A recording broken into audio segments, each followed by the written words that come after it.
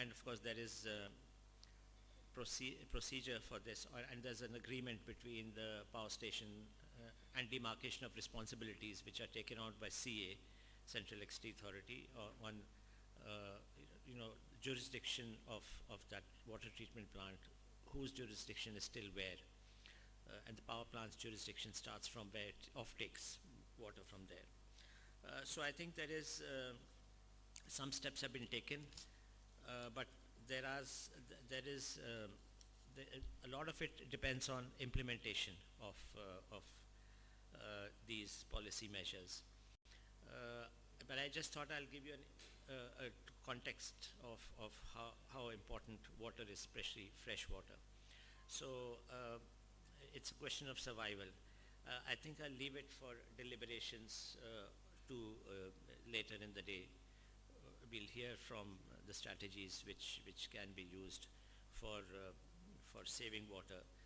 One of the strategies, because of this stipulation of Central Pollution Control Board, is that people have started using more cycles of this, recycling the water to a larger extent, and that of course requires the solids which are in that water to be of there's a certain limit to which you can recycle, because the concentration of solids dissolved would increase if you keep on recycling it.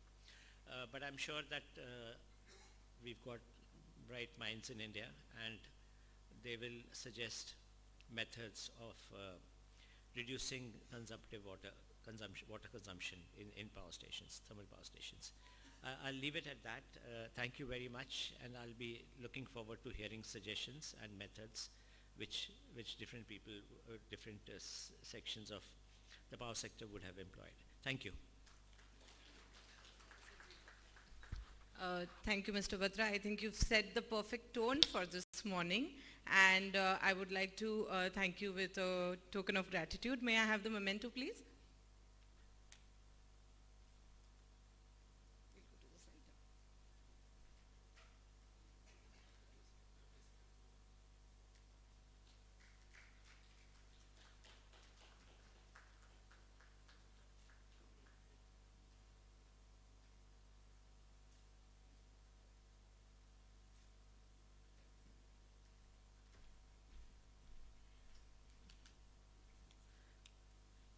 Okay, and I think those of you who have been with me in the past, you are aware that I keep demanding only one thing from all of you, and that is an applause. So please make sure that you support me at this throughout the day. We're going to have a lot of it over this evening, but certainly for now, as and when we have the speakers coming, our special guests coming, we must, I think that's the best way to thank them, right? So can I hear that? How are we going to thank everybody today? Perfect. Thank you so much for that support and being so active. So with that, we will start with our first spotlight presentation for the day, which will focus on water conservation best practices in thermal power station. I would like to invite our eminent speaker for this presentation, Mr. Kamal Kishore Mundhada, power plant consultant. Before he joins me, a few words about him. Mr. Mundhada, with over 40 years of experience, has held key positions in renowned Indian powerhouses like NTPC and Steag Energy, and has also served as a freelance consultant. His expertise spans across all aspects of coal and gas-based power plants, operation maintenance, with a focus on enhancing performance through technical and energy audits. He is adept at implementing world-class O&M practices and systems, as well as ensuring plant flexibility and operations. Mr. Mundhada has been a keynote speaker at various conferences, including us today, webinars and pan-India training sessions. He has also contributed to specialized topics on power plants for various organizations. Requesting Mr. Mundhada to please join me on stage, and the rest of us, we know what we need to do while he is joining us. Thank you so much.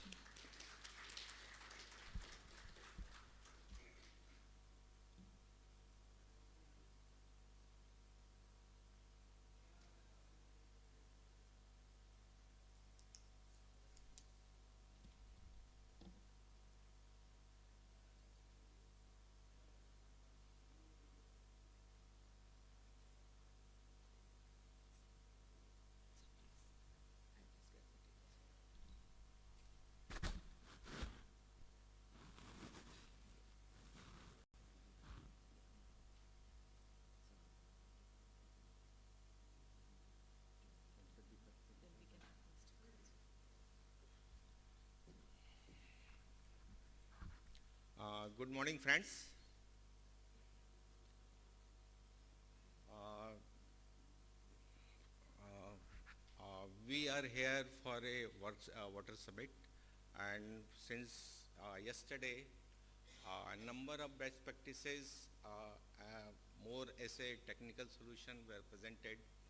But what I firmly believe is water conservation require a total integrated approach and a framework to achieve a substantial, meaningful, and sustainable level. So, as a best practice, I want to posit the integrated approach, how to achieve the balance, and then we can discuss some of the technical solutions, and we can also discuss some of the emerging new technical breakthrough which are coming in the power sector.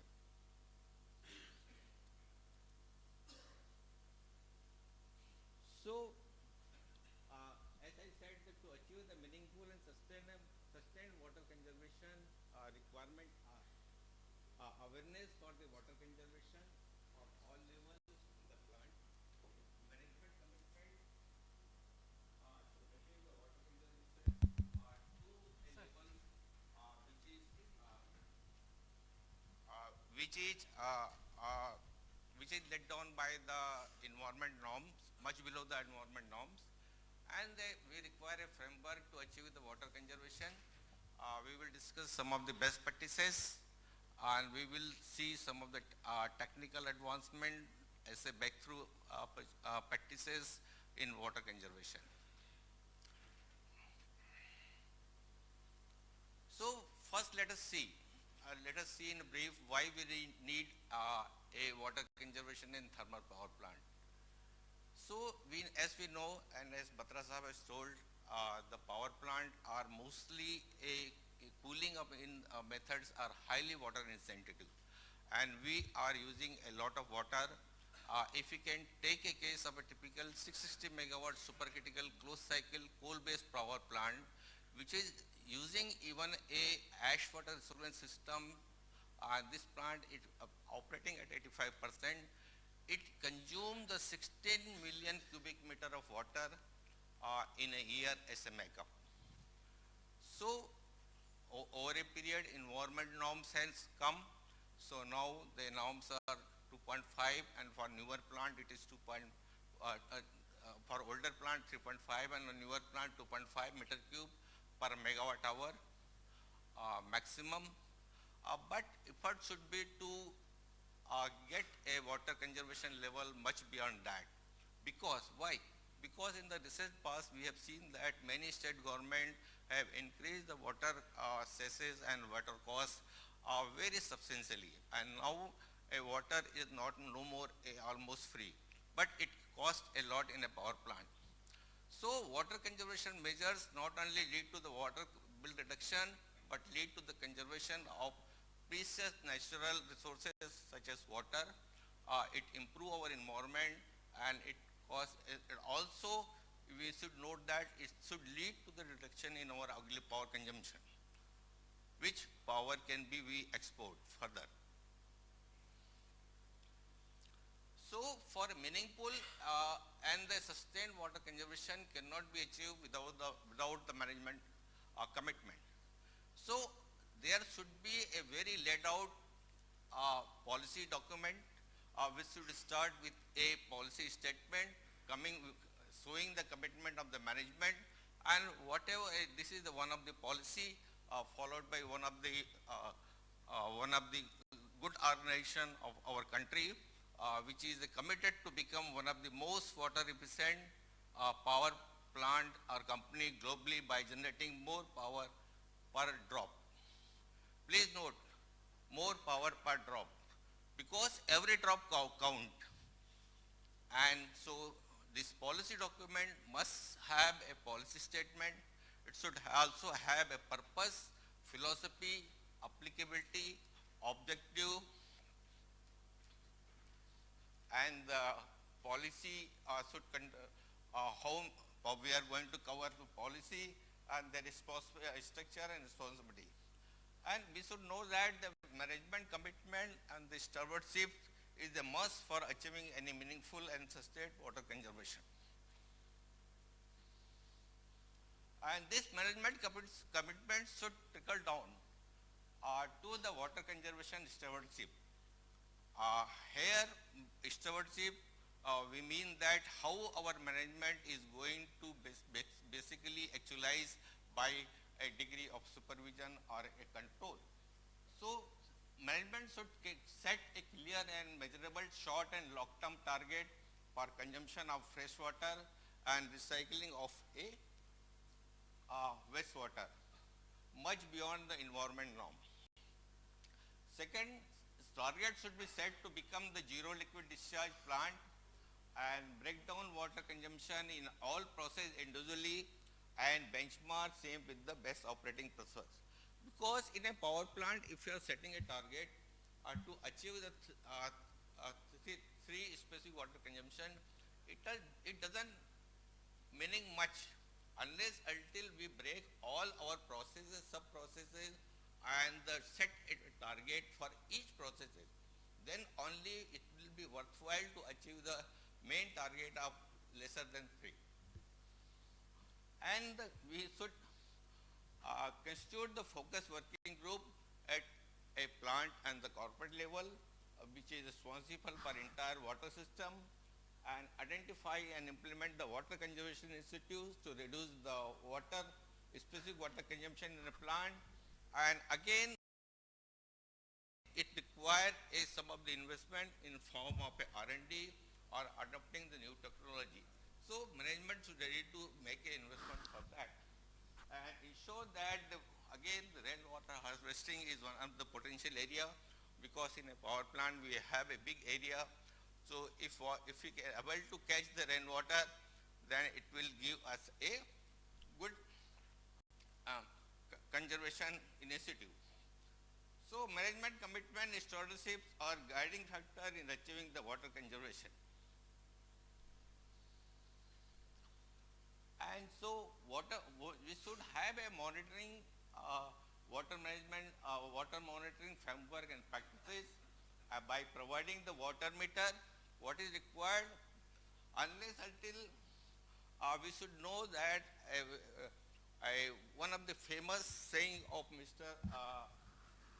Quality Starboard, that is Edward Hemming, famous quotation on performance improvement is that in God we trust, but all other bring data. What does it mean? Unless until you measure the things, unless until you analyze the things, you cannot achieve the improvement.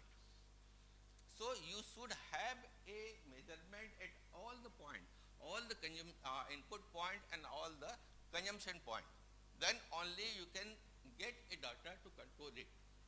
So by how this can be done? By providing the water meter at all water system and processes. Water measurement in different system can be done on a daily basis. And system and process wise water measurement indicate deviation in the consumption pattern which need to be rectified. Water.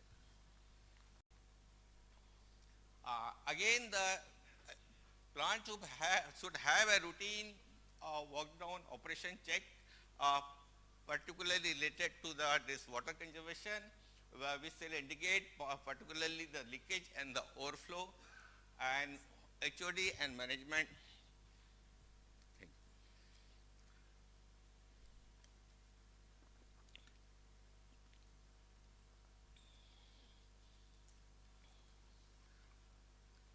HOD and management work down also play a very important role. And all deviation in water conservation pattern to be analyzed for the timely corrective actions, and monitoring specific water consumption on a daily basis is key for success in achieving the water conservation.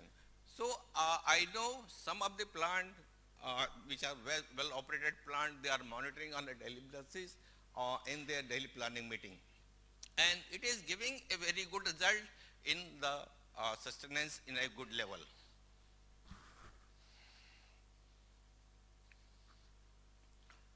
So this is how to monitor and sustain the level by reducing the leaks and the overflow, And in a power plant, we already know which are the susceptible points where the leaks and overflow occur. So by timely taking the timely identification and timely taking the corrective action, we can achieve the good result. Again, one of the measure can be by bringing the underground water firefighting line to the overground, because normally underground leakage of fire water take time to detect. So if it is overground, then it will help in a timely correction. And again, attending the various water leakage, providing the ball and cork float system for overhead tank and smaller cooling tower, 3 to 5% water consumption can easily be reduced.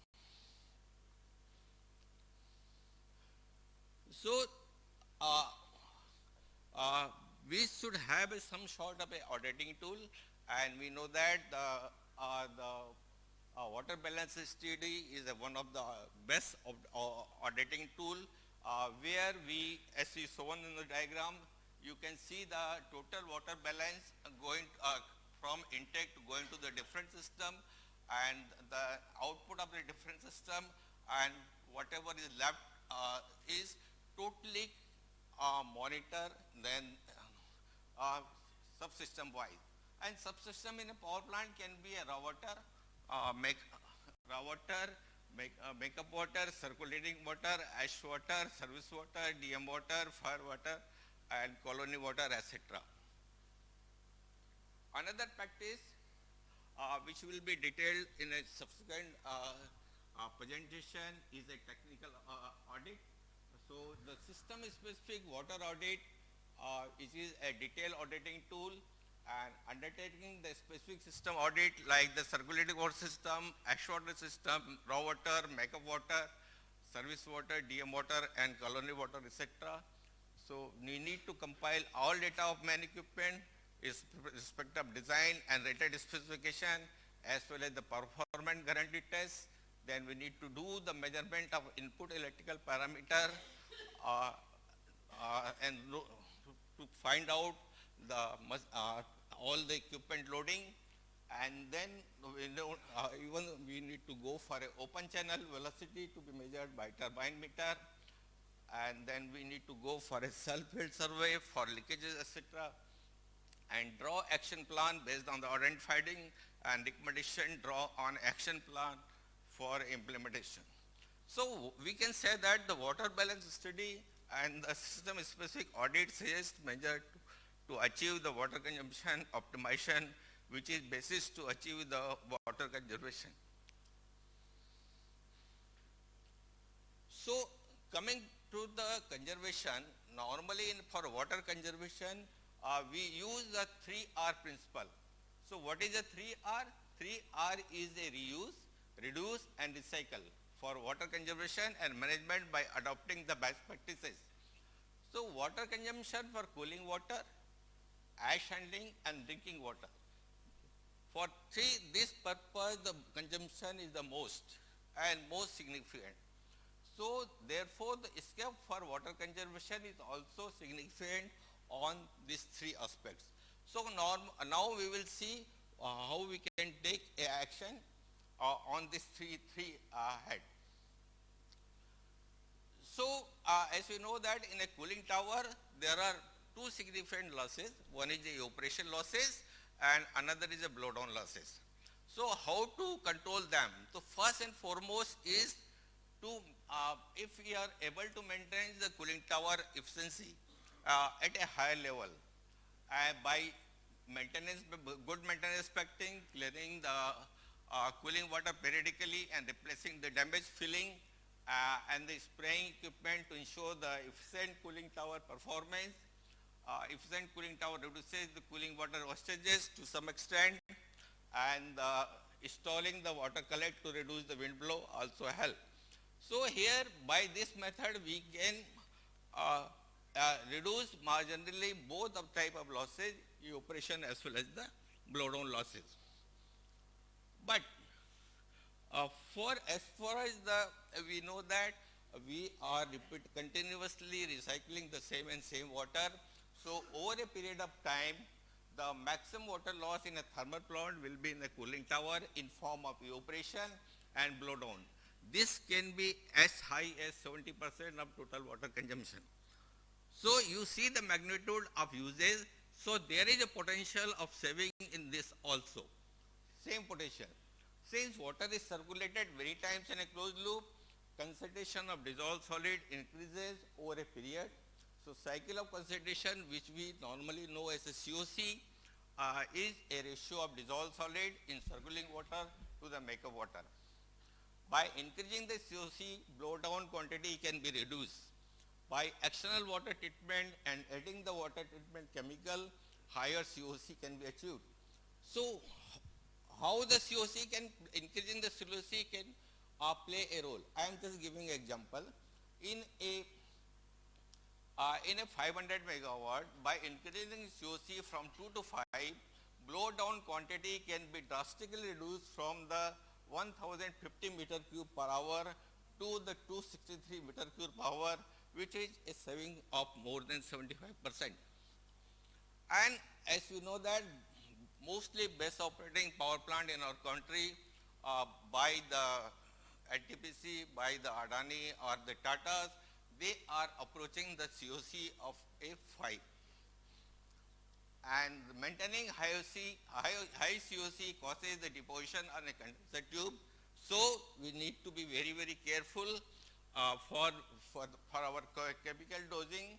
And most of the power plant are maintaining COC of 5 by advanced level chemical treatment, adopting anti-sludging and antisepsis agent with a better effect and acidification.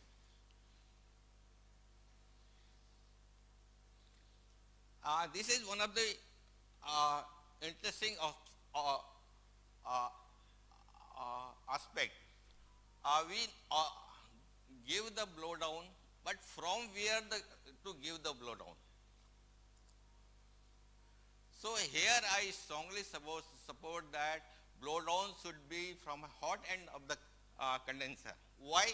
Because it reduces because since the water going to the condenser is a level by the amount of a blow down, so it reduces the evaporation loss and blow down loss both. So some calculations says that if in a 5 megawatt set, if you give the blow down, shift the blow down from a cold end to hot end, we can again gain a saving of 45 meter cube per hour.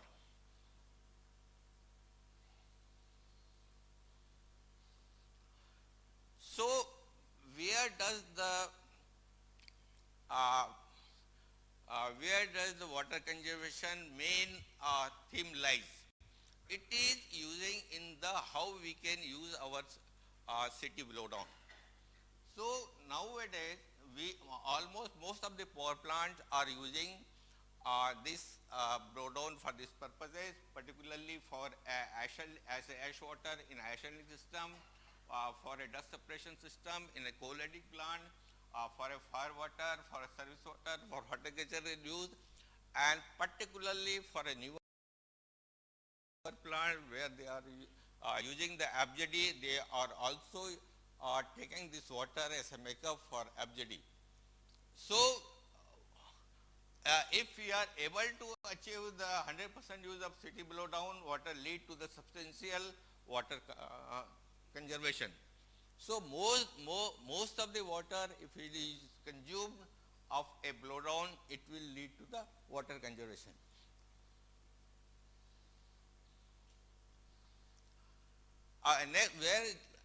Next potential is on the optimizing the ash water consumption. So here, if you are able to optimize the ash water ratio, then we can achieve the water conservation.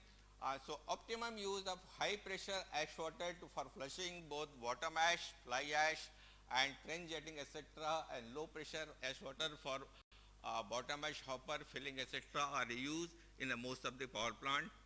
And in 200 megawatt set, for every % reduction of ash water ratio, there is a saving potential of 60 meter cube per hour of water In addition to the water saving, the associated auxiliary power consumption reduction would be 0.2 million unit per annum for every ash water ratio reduction in the HPLP water pump and ash slurry series pump.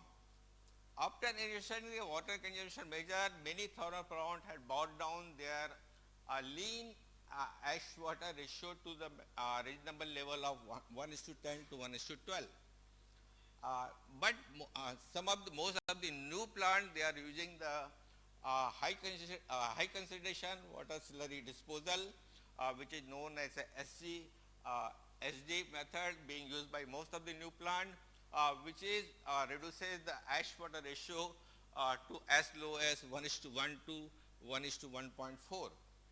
So here you can see with the adoption of new technology in a newer plant, we can achieve drastically reduce the water consumption. And recycling the ash water from ash dike, it is another potential area which is mostly done by most of the power plant.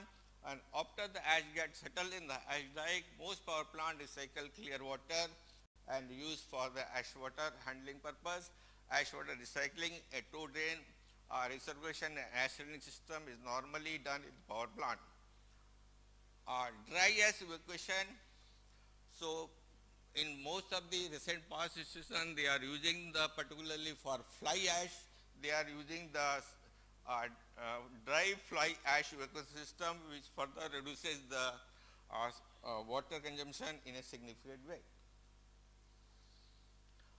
Again, another third area of a water usage in a plant is a drinking area.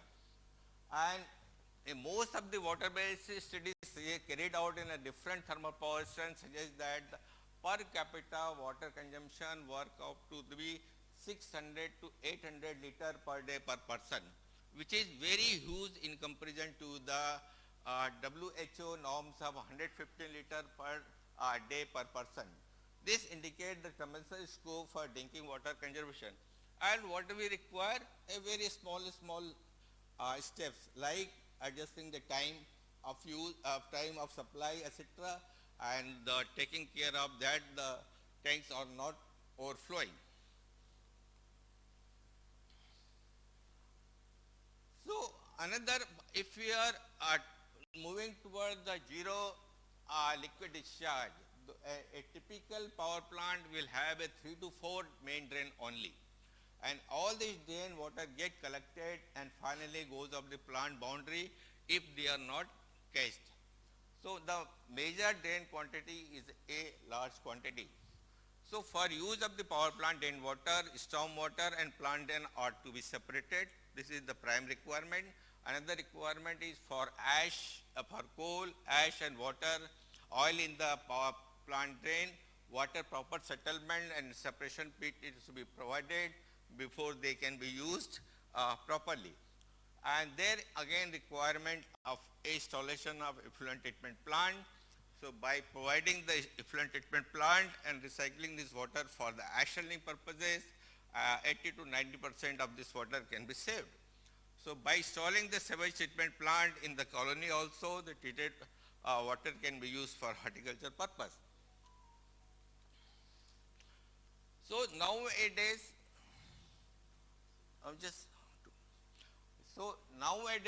there are two important technically breakthrough we are seeing. One is already implemented in one of the NTPC plant, which is using the dry condensate dry cooling technology. So dry cooling can virtually eliminate the power plant cooling water need as high as 70 to 75%. But it presents several challenges to the cost and the plant performance. Another major breakthrough which is going to be happen in some few of the NTPC plant in a near future is use of a dry bottom ash evacuation system. You can see the dry bottom ash system on the right hand side, and use of the dry system lead to the significant water saving. And since no water is used for bottom ash cooling and the conveying, all auxiliary equipment system are not required, and we are also saving on a auxiliary power consumption and other related O&M costs. Water consumption is limited to a minimum only for dust control and at the final and discharge point. So I am closing my presentation by just saying that water is wonderful when you don't waste it. Thank you.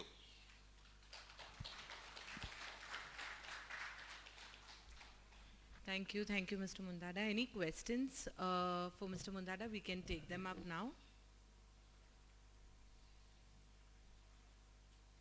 Any questions? Else we move on to the next presentation. Of course, he's going to be there for you all to even interact and network with him off stage. But if any questions, we can take it now. Okay. So with that, okay, thank you. I would thank Mr. Mundhada for all his time. And may I have the memento, please?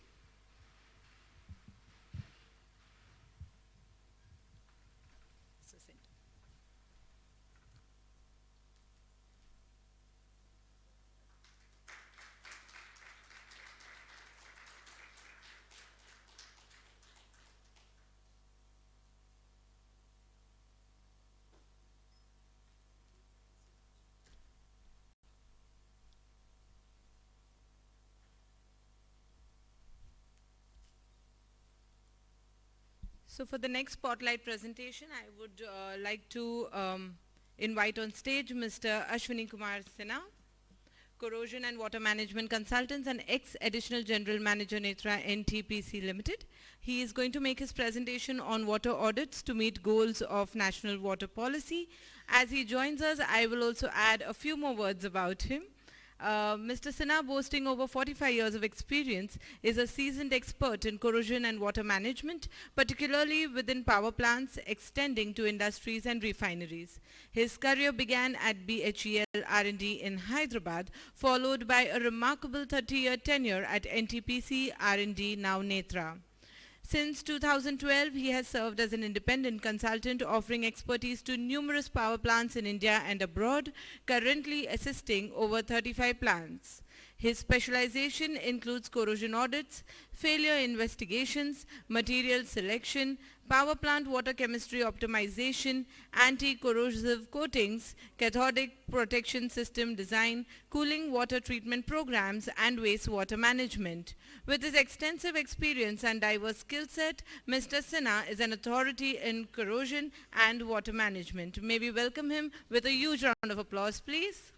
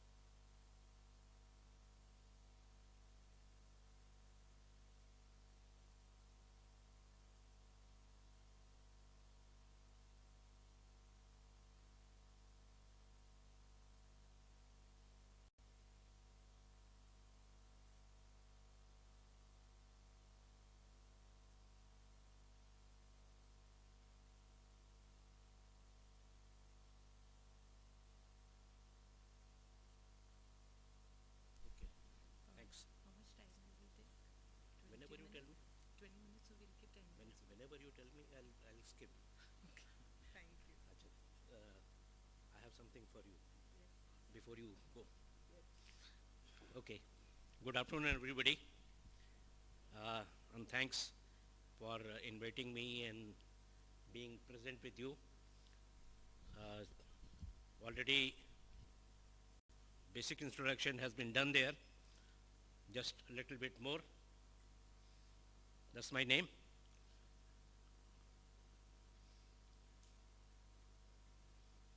That's a basic bio. These are some of the places where I'm involved outside India, and these are some of my Indian associates. Okay. I think whatever Mr. Mundhada said, that justifies this. This is the water for life. Now, if there is no water, there is no life. So that is why we have to worry about it. These are the typical things that you might be seeing somewhere or the other. See, this is some typical cases where people are looking for a small source of water, so that a lot of people are there who can take water for their daily need.